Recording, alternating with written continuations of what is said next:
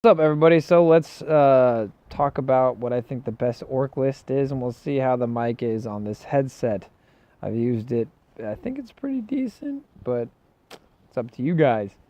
I bought this headset just to listen to music, but it has a microphone, so we'll see. The orc list is not actually 120 orc boys, even though you could actually make this list pretty tasty with the 120 orc boys. You can make it super lethal with the 120 or just a few blobs of orcs. I was trying to avoid that in particular, so you get a 2,000 point list without having hundreds of models. You do, however, have to get a large group of knobs. It starts off with an Outrider detachment headed up by boss Zagstruk, who is a 88 point model. That's jump pack infantry, strength 6, wound 6, 7 attacks with his Choppa total, but only 5 with his strength 8, AP minus 3 damage, 2 with his AP minus 3 damage D3, and then 5 with the Choppa. So total of 7. Very tasty. Followed up by Zhadsnark Da Ripper. He's a Warboss on Warbike named. He's toughness 6, 8 wounds. He also has 5 attacks with at strength 12, AP minus 4, damage D3, and it deals a mortal wound on a 6 with the Pain Klaw. Then there's 3 groups of Stormboyz, all 4 Stormboyz led up by a knob with a Big Choppa. And you get into two Squiggoths, each just their Gorin horns. Then you get into the Supreme Command Detachment, which is 3 Warbosses on Warbike, followed up by a Gargantuan Squiggoth.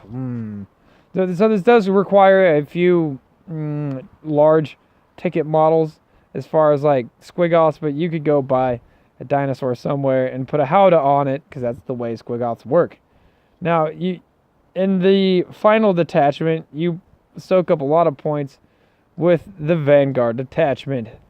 It's led up by 2... there's a final Warboss in the Supreme Command, Warboss on foot in there. And then there's 2 Warbosses on foot in the Vanguard Detachment.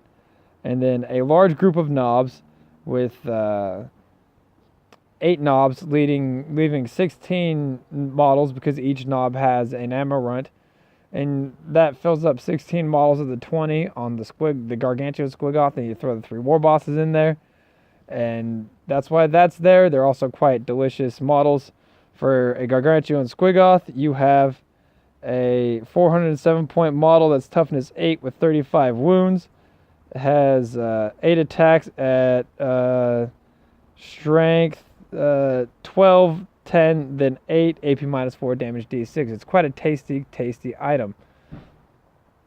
The Warbosses on Warbike are 99 points, each with the Power Klaw, 4 attacks at strength 12, AP minus 3, damage D3, toughness 6, 7 wounds. Very, very good stuff.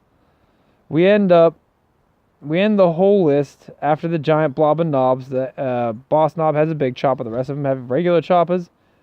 You get 2 more groups of knobs with ammo runts that go in the Squiggoths. What this list does is you fly around the Warbosses on Warbike, drive around the board, and they do a lot of damage with their Squiggoths. With their Power Claws, they commit early, and the Squiggoths are backing them up, plopping out knobs when you need them. The Stormboyz are there to countercharge their chaff, but the knobs also delete chaff just as well.